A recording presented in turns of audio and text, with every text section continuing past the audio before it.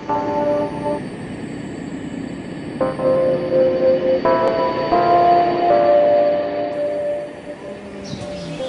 aking kabataan, siguro year 1951, nakapagsimula na ako ng paninigarilyo.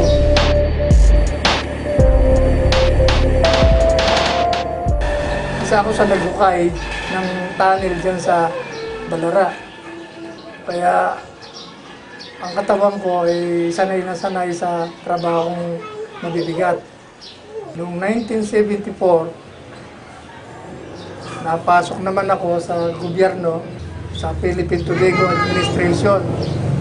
Kung ako'y nasa COA, marami akong narating na taniman ng tabako na inuulit namin.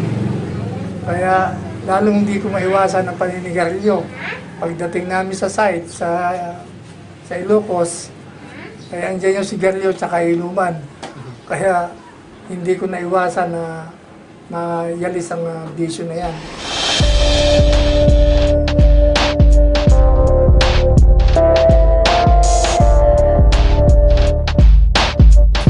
Nung pinamedical anak ko, natuklasan na mayroon akong carotid artery sa kaliwang side ng aking liig. Ang rekomendasyon ng doktor ay operahin. Yung mga panahon yun ay nakakaubos ako ng isang kaha sa isang araw. Noong 2008, nag-attempt akong pigilan siguro mga 2 linggo. Nakapimacheck up ng doktor, tinignan yung right side naman ng aking liig, sinabi na 80% na balado. Kailangan daw ay operahin din. Yun daw ay dahilan sa aking paninigarilyo. Kaya pinagbawalan ako ng doktor na kung maaari ay tigil ko na yung aking paninigarilyo.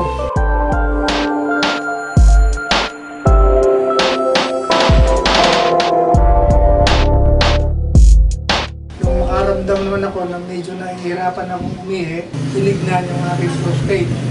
Nung ma-biopsy, sinabi ng doktor na malignant cancer.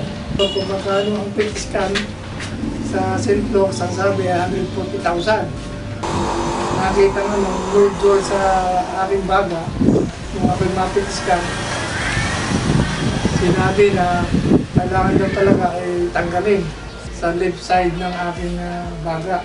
At ang sabi ay sigurado raw na cancer. PET scan ako ulit para malaman kung ano ang kondisyon ng aking baga. Ayos naman daw ang aking operasyon. Kaya lang, mayroong nakita rin cancer cell sa kanang bahagi naman ng aking lungs. Kaya pinagpapatuloy pa rin ang paggagamot ngayon. Abot-abot ang pagsisisi ko sa aking naging karanasan sa paninigarilyo. Kaya may advice ko sa mga kabataan na kung maaari, huwag namin natularan yung aking naging bisyo.